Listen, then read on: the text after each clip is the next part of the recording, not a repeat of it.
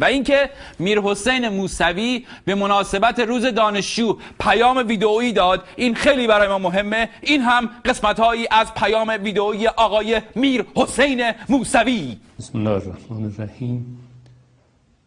من خوشحالم که یک بار دیگه با شما دانشجویان عزیز صحبت میکنم. نگهدار. چی شد؟ سلام گرم خودم رو به شما دستکاری کردی صداشو سامان؟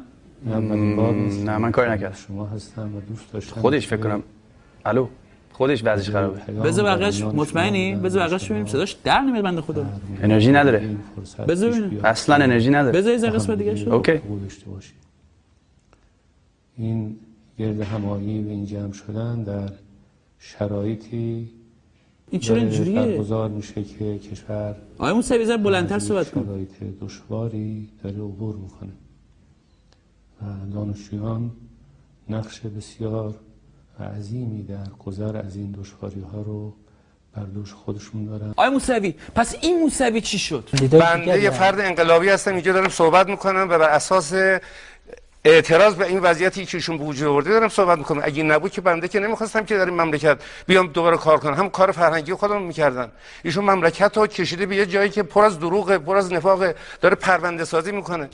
چی شد موسوی؟ آقا رهبرای دنیا مثلا اونایی که تو کار مثلا جنبش و اینا بودن یه آدمای اینجوری بودن. My four little children will one day live in a nation where they will not be judged by the color of their skin, but by the content of their character. I have a dream today.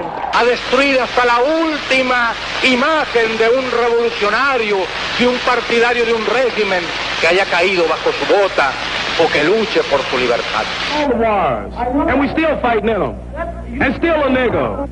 What you mean if I believe in separation? I've recognized the fact that you believe in it. That's what your people believe in. What you mean you don't believe in it? No, you just talking crazy. Every city I go to, I can find a black neighborhood and a white neighborhood.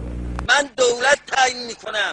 من به پشتیبانی این ملت دولت تعیین میکنم. I told you, all of my critics, I told you all that I was the greatest of all time. Somebody listen, I told you today, I'm still the greatest of all time. بشارتی که ما همه به اون یقین داریم و اعتقاد داریم و بشارت حضرت حق.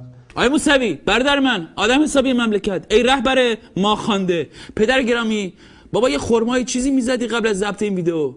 ملت چش امیدشون به شماست. شما هم نشستی اونجا خیلی اونجوری خب